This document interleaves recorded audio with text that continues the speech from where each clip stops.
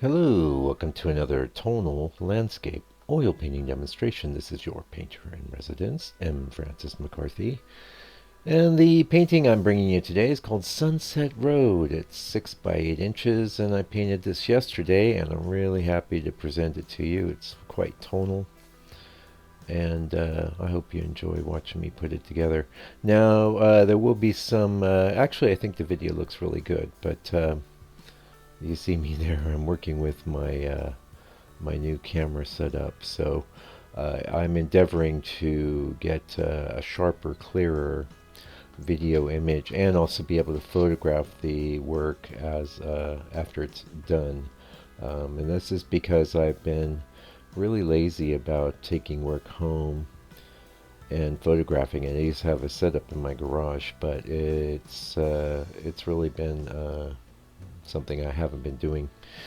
And what I have been doing is just using the stills from the 4K camera that I was using, which was a lovely Panasonic camera. I've been using it for years. Really easy, great zoom, but not the sort of quality that is going to be good for archiving. And yeah, so if you hear me referring to the camera, I know you don't care. But it will be adding up to better videos, and especially, by the way, in the members area, because those videos there are 4K real time. And so you're going to be seeing everything in very crisp 4K detail there. As well as hearing what's going on as the actual painting was getting done, which I think is super cool, super valuable. I'll be honest with you, I don't spend a lot of time reviewing that footage.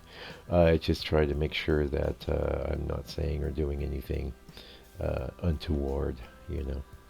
Anyway, we are working right now on this painting on, it is, oh, this is ACM. Yeah, really lovely stuff to paint on. Quite enjoy it. Makes a little scritchy sound.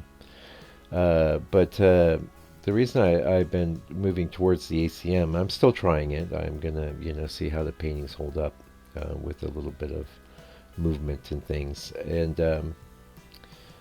so if you don't know what ACM is, it is an aluminum sheet on top of a plastic core, and so it would be, really quite resilient to the ravages of time, water, um, expanding and shrinking, all of these things. Now, for the most part, panels are quite stable. I really prefer the surface of the MDF, but I use a lot of hardboard as well. And the hardboard has a subtle, can have a subtle lumpiness to it, some of it, but it's very subtle, and it's a very stable surface. So I have lots of hardboard, and I'll be working on that, but I'll probably be phasing in the ACM over time. And you can get ACM panels. I know Natural Pigments has them. Probably a lot of other art supply. If you want to try it out, yeah, I'm trying it out.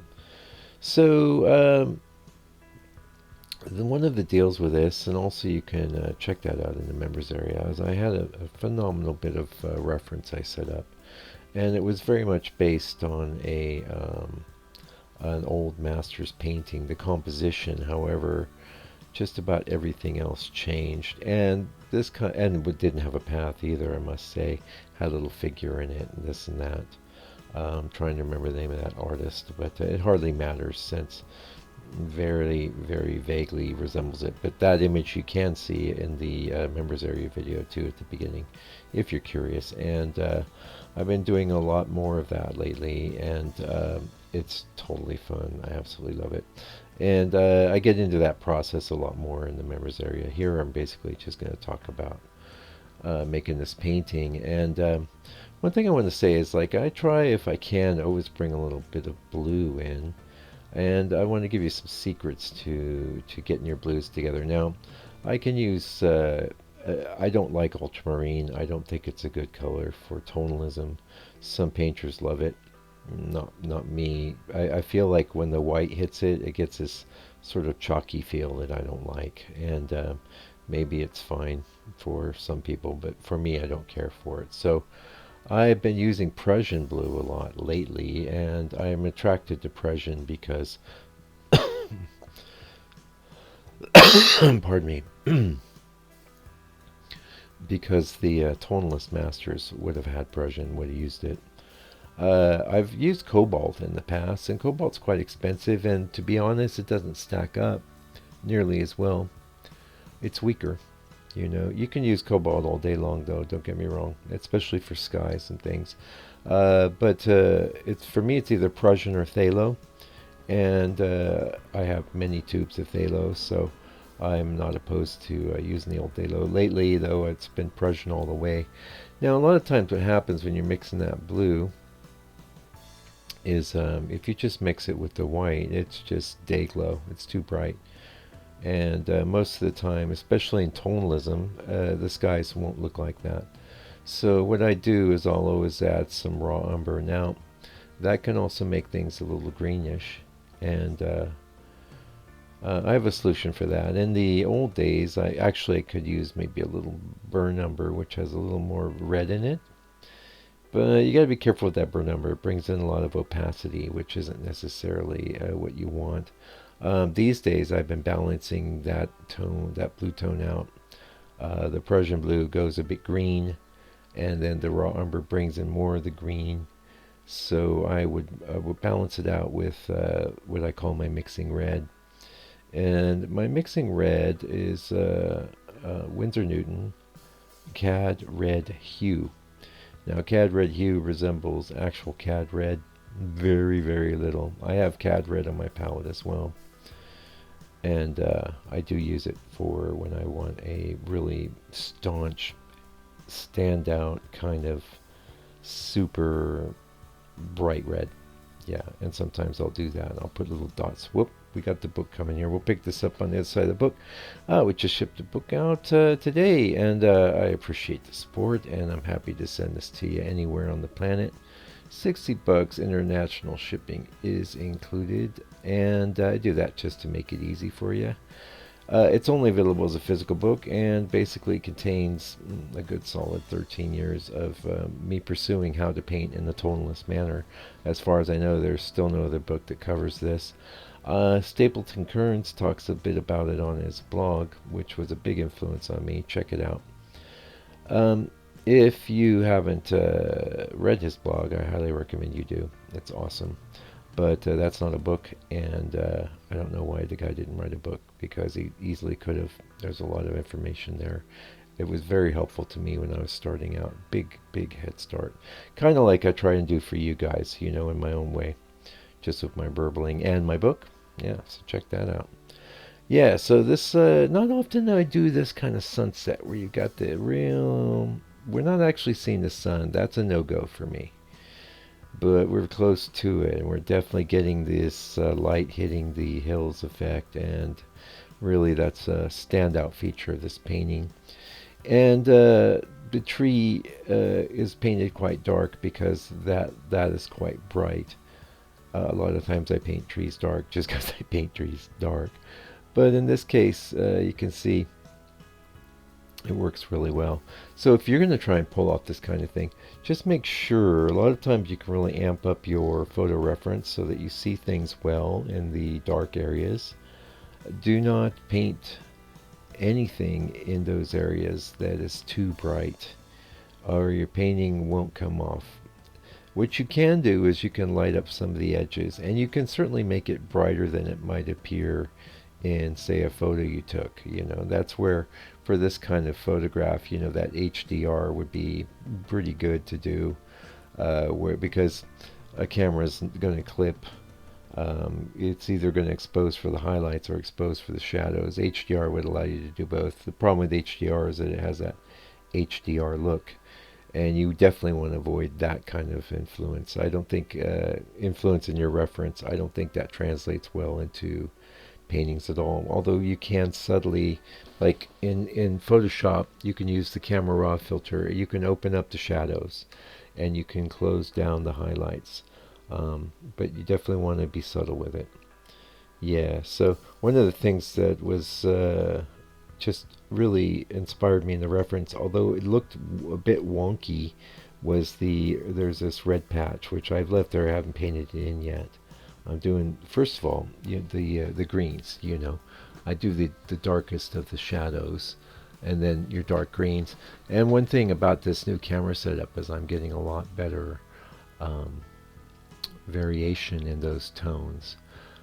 So we're still working with that. We're still practicing, but I find that quite appealing because I have more dynamic range, and which means that the painting session is being recorded more accurately, which is something that's important to me. I've been recording my work for not every painting, but I try for every painting since 2014. So that's 11 years. That's quite a lot of hard drive space.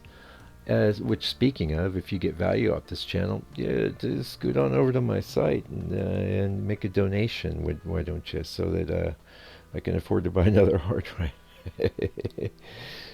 And it's fine if you don't. I appreciate you coming around, and hopefully you're getting some value. And I imagine you're probably a painter, and if you're into the tonal thing, you know other people. There's other channels that talk about it, and there's other guys, and I don't. About the only guy I'd totally recommend unequivocally is Dennis Sheehan. Um, he does that Dennis Sheehan thing, and he was definitely helpful to me as a teacher, just as Stapleton Kearns was when I was coming up, starting out. So other than that, I don't know of anyone else. If you do, let me know in the comments, and I'll be happy to check them out. Yeah. Um, so the other thing I want to talk about this road is, I know get new people here all the time. I installed the road into the scene. I was not able to get the Photoshop AI to do anything that I liked, which is not a surprise. So I had a folder full of roads, which I just grabbed one and composited it, and then used a bunch of other magical, mystical digital tools to help me get the most inspiring reference image that I think I've ever come up with. And yeah, we got the last bit of this video. I think that's important. Now, it's important that you have reference that inspires you. However, the other thing that, and I mentioned this in the last video, that is working is if you're a painter starting out, you really don't know too much about what's going to work in a picture and what doesn't, because you haven't put that many pictures together. So this is one of the reasons, and I think my whole last video was a rant on painting often, so I won't do that here, but I will say that you have to work your way through. There is probably going to come a time, in fact I think I had heard of a photographer that had the AI critiquing his photos and telling him where he was going wrong. And of course I think landscape photography is one of the hardest arts to pull off, because there's so many things in most photographs of the landscape that have to be just removed, filtered out. And when you're a layperson and you're standing there looking at a beautiful scene, and I've seen it with my wife, who's, she can do a bit of art and stuff, but she's not really a professional artist. She'll say, "Oh, what about that? Scene. Why don't you paint that?" And I go, "Well, because of this, because of that, because of the other thing, because of the 12 or 14 things I know won't work in the scene, so I won't even bother." But some scenes just have one or two things. If you change them and improve, you can improve the scene and make a good painting. So what I recommend you do is, well, part of your process should be going and taking your own photos of scenes you think would make good paintings, doing your best to make paintings of them. Don't get too involved. Don't think that you're going to hit masterpieces right off the bat, but you need to do that. And the other thing you can do in conjunction with that, and the thing I wish I'd started doing much earlier than I did, is you can make studies after the masters, and they've already solved your compositional issues. They've solved the simplification issue, they've solved the color issues, and so it's a way of impressing your subconscious mind with a something that is true, accurate, and good. And I have to say, if you look at my work prior to the when I started doing master studies and after, you'll see that I improved radically. I had done some good stuff before, but way more consistent after, and even better now. So hey, that's it for this video. I hope you're having a great week, and until I come back with another video for your edification and enjoyment, do me a favor, do me a solid, take good care of yourself, your family, all your loved ones. Stay out of trouble. God bless you and your family, and fight the power.